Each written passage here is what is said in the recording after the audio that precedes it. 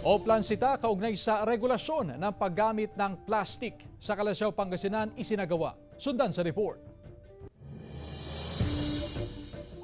Nagsagawa ng Oplansita ang mga kawani ng Municipal Environment and Natural Resources Office o MENRO sa palengke ng Kalasyaw, Pangasinan.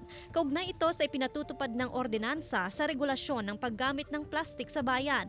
Ipinagbabawal na ang paggamit ng plastik sa dry goods, habang isang plastik lamang ang maaaring gamitin ng mga tindera sa wet products. Kasi napakalaki ho talaga ng volume na dumarating sa ating MRF.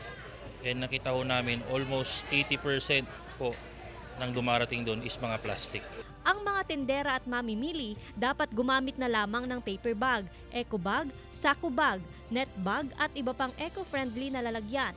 Nabigyan daw ng sapat na panahon ang mga stakeholder para maka-adjust sa nasabing ordinansa. Magdadala na lang ng eco bag mo para mas komportable magbuhat. Kasi mababawas sa mga basura, tapos yung gastos, siyempre mababawasan na yung bibili namin na plastic.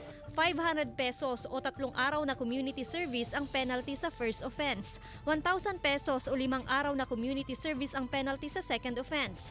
2,000 piso o 10 araw naman na community service ang penalty sa third offense. Iba pa rito ang parusa sa mga establishment owner. Kasama si Jing Dakanay, Joan Punsoy, One North, Central Luzon.